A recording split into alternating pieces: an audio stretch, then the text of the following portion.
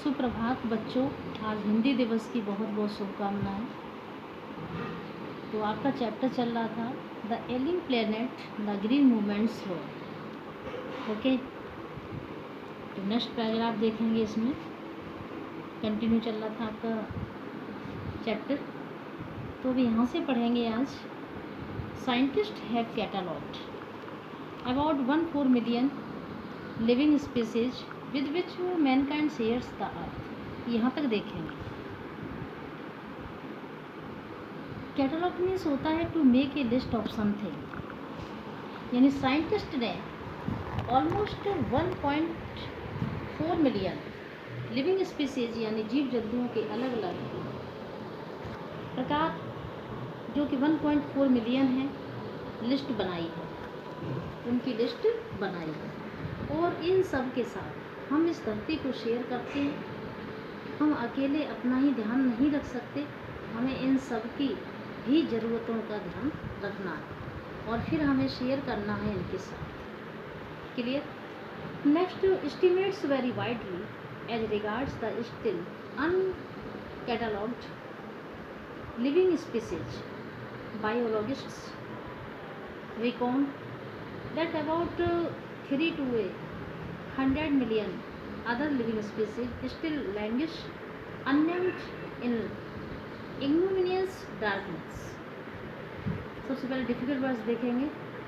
Recon means होता है calculate, languish means होता है be force to remain in an unpleasant place और सिचुएशन।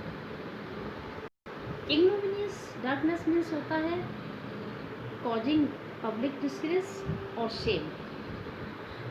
अब यहाँ पर नानीपाल की बात क्या कह रहे हैं कि यहाँ एक तो लिस्ट स्पीसीज है, ऐसे जीव जंतुओं की नामों की लिस्ट है जो कि 1.4 मिलियन है। फिर वो कहते हैं कुछ ऐसे भी जीव जंतु हैं जो अनकैटलॉग हैं, जो अनलिस्टेड हैं, जिनके नाम अभी लिस्ट में नहीं डाले गए। और साइंटिस्ट का ये कैलकुलेशन है कि ऑलमोस्ट 3 से 100 मिलियन ऐसे स्पीसीज हैं, ऐसे जीव जंतु हैं जिनके बारे में हमें पता ही नहीं है, जिन्हें अभी डिस्कवर नहीं किया गया है, जो गुमनाम हैं, उनके बारे में किसी को नहीं पता कि वो गुमनामी के अंधेरों में भटक रहे हैं। तो हमें ये अवेयरनेस देने की कोशिश करने की कोशिश कर रहे हैं कि बहुत सारे ऐसे जीव जंतु हैं जिनके साथ हमें धरती को बांटना है। कुछ के बारे में तो हम जानते हैं और कुछ के बारे में, यानी बहुत कुछ ऐसे हैं जिनके बारे में हम नहीं जानते हैं। कुछ ऐसे जीव जंतु बहुत सारे ऐसे हैं जिनके बारे में हम नहीं जानते हैं। लिविंग स्पीसीज की तरफ ह्यूमन बीइंग की रिस्पॉन्सिबिलिटी है।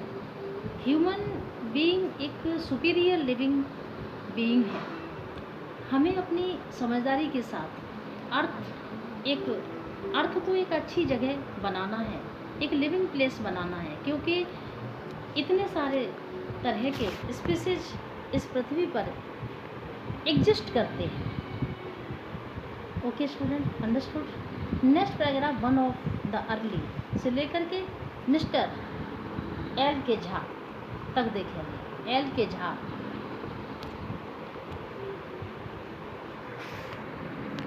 आई एक्सप्लेन। इंटर एलिया मीन्स क्या होता है? अमंग अदर थिंग्स, यानी बहुत सारी चीज़ें चल रही हैं, उसमें से बहुत सारी चीज़ें चल रही हैं, उनमें से एक इंटरनेशनल कमीशन भी थी जिसका नाम था ब्रांड कमीशन। ब्रांड कमीशन की जो पहली रिपोर्ट है वो 1980 में रिलीज हुई थी। ये एक इंडिपेंडेंट कमीशन थी। इसके फर्स्ट चेयरमैन थे विली वेनिस। कौन थे? विली ब्रेंडेट।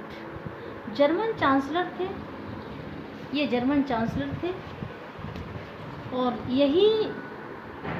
और ब्रांड कमीशन के पहले चेयरपर्सन थे।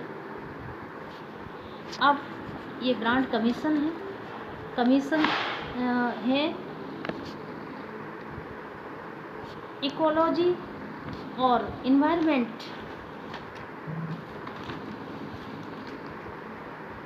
के क्वेश्चन से भी बिलोंग करती थी। इसमें इस ब्रांड कमीशन में एक इंडियन भी थे जिनका नाम mister L.K. Jha. Next first Brundtland से लेकर के इन्वायरमेंटल देखेंगे स्टूडेंट्स।